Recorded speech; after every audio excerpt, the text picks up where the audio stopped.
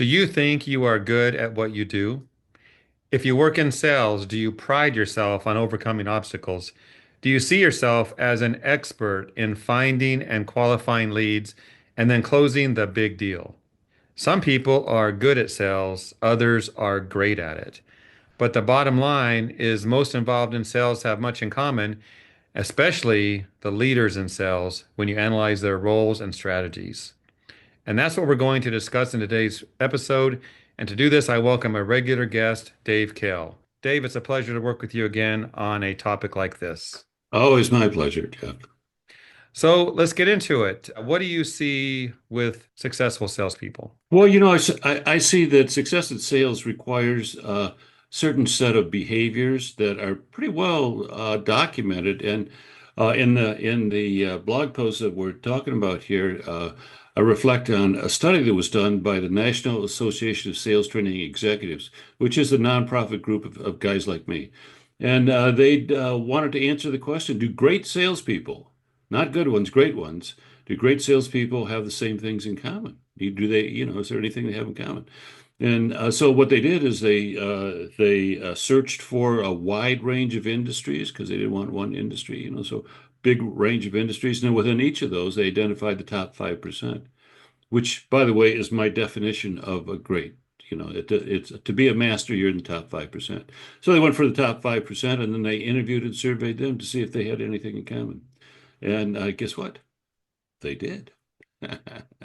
So great salespeople do the same things. Now, they weren't looking for personality, education, age, gender, nothing like that. Do they do the same things? Do the great salespeople do the same things? The answer is yes, of course they do. So they identified the five behavioral characteristics of the best salespeople, regardless of what they sell. Doesn't matter what they sell. These are the things great salespeople do. Would you like me to share them? Go through the top five, list them for us, and I'll have some questions for you. Okay, so number one issue is they see the situation from the customer's point of view. See the situation from the customer's point of view. Number two, surprising to a lot of people, they ask better questions. Number three, they listen more constructively. Number four, they are obsessed with time management. And number five, they do bigger deals. Ever wished your estimates had a spell check? Estimators, meet the actionable Xactimate profile. Just like spell check catches typos, the actionable profile catches estimate errors before they become costly mistakes. Less back and forth with your adjuster, less headaches. No more mistakes, no more missed line items. Try the actionable profile today. Your spell check for estimates. Good list of five. So let's dig into each one a little bit. Yeah, Thinking about the strategies that top salespeople use to gain a deeper understanding of customer needs, how do they stand out? yeah. What they do is, and I find this to be really encouraging for a lot of salespeople. What are the two fundamental communication skills that we as infants we first learn? We learn to listen and we learn to speak eventually, right? So, and we all know toddlers ask lots of questions. So here we have the basic fundamental communication skill that they excel at. So they ask, so how do they see the situation from the customer's point of view? Well, they ask better questions. They listen more constructively. They do what is a basic fundamental skill. They just take it to the highest level possible. And it's really encouraging because these are not, I mean, we're not born with it. These are things we can learn. So we can learn to ask better questions. We can learn to listen more constructively. So the characteristics of the best are within reach of every salesperson. If he or she chooses to, it's within reach to achieve that. So that's important. Let's talk about these superstar salespeople that are in the 5%. Mm-hmm. And you said we could learn this questioning ability, the techniques. Mm-hmm. Where do you start with that? So, okay, I have a book, Question Your Way to Sales Success, one of my books, and we have lots of teaching materials on teaching what I call the art of asking great sales questions. So again, it's a skill that you can learn, and you start out by saying, let's focus on the customer and his situation, and let's allow the customer to tell us what he or she needs instead of us telling them. So it's a matter of creating questions that, and I mean, there's a whole variety of questions, but questions in a sequence that direct and lead the customer's thinking. And that's one of the greatest powers of a great question is this. No, and sounds so fundamental, so basic, but it's incredibly profound. And that is this: when you ask a question, they think of the answer. So let that sink in a minute, because it's more profound than it sounds so simple. But what that says is the questioner is controlling the conversation.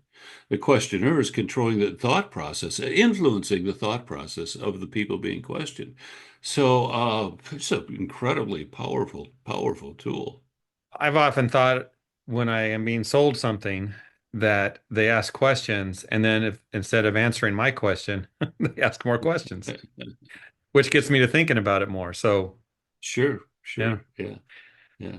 Another one, Dave, is about listening. Now, as we're Uh-huh. having conversations with people, salesperson, customer, client, of course, we're listening. I mean, unless we're talking, we're listening. Yeah. But constructive listening is what we need to think about. Yes, What yes, does that mean yes. to you? Yeah, yeah. Well, that's a great question. Yeah, for example, my wife is a crisis counselor. She talks about empathetic listening, but the study did not say empathetic listening. The study said constructive listening. So what is that, and how is it different? Well, can you think of constructive construction building? So it's you're listening for things to build upon. That's what you're listening for. So you're listening. Excuse me, you're listening for opportunities, you're listening for needs, you're listening for interests, you're listening for things to build upon. Build your next question or build your solution upon what the customer says, and that's what you're listening for. So again, that's a skill. That's a skill that can be learned. You can develop that. You can get better at it forever, you know. You talked about in our when we first got talking here that top salespeople use their time Yeah. differently than your average salesperson. Yeah. Talk Well, about so that. What does that yeah. mean? Does that mean living by the calendar? Does that mean a to-do list, or what does that mean to you, Dave? Well, I mean, it's bigger than that, Jeff. It's a huge body. I believe that time management is the single greatest challenge for salespeople today. The challenge to make every day as effective as you can, make every day, every hour. So it's been a big deal for me. I have again another book. Sorry about that, but 11 Secrets of Time Management for Salespeople, which has, if you don't mind me saying, has gone worldwide. It's available in 8 languages in 20 countries. Anyway, so I have a great deal of information and body of content around the issue of time management. I think it's the biggest challenge. Here's why. So a salesperson gets up in the morning, he's got two questions he has to answer. Where do I go? Who do I see? He has to answer those not one time. He has to answer them continuously throughout the course of the day. And so if he has the ability to answer those effectively, methodically, with a system, then he's going to be far more effective. Remember, the best salespeople are obsessed with time management. I mean, it said obsessed. They're obsessed. I mean, they're really eager to make the best of their time. And so, we teach a system for how to make the best of your time, how to plan, how to use that time, how to say no. Like is a problem with salespeople is they're very reactive. Customer calls, drop everything, do what the customer wants. Well, okay, a little bit of that's okay, but man, if you can't be effective if you're going to be totally reactive.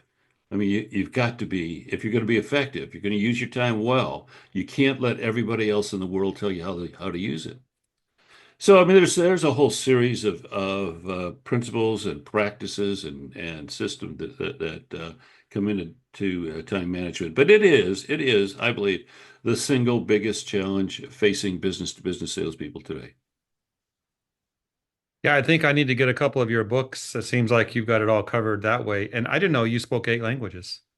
not me. The books do. The book's been translated. Of course, and that's fantastic that you have that available to so many different language groups. Dave, let's talk about this one and then we'll close. When it comes to closing bigger deal, Mm-hmm. is that a mindset or a method that sets elite salespeople apart? Yeah, it comes out of time management. Honestly, here's how it comes out of time management. Because the best salespeople don't waste their time on C accounts. The best salespeople aren't there. They're not taking little orders to make themselves feel good. They're not doing that. The best salespeople are very methodically identifying the highest potential accounts and very methodically, intentionally, and mindfully penetrating those accounts and very methodically getting to know those customers deeper and bringing proposals that are deeper and larger than, what's your price on this? I mean, that's so answering your question, what's your price on this is where the comfort zone for a lot of mediocre salespeople. But that's not where the best play at all. I mean, they don't do that. They methodically identify the highest potential customers.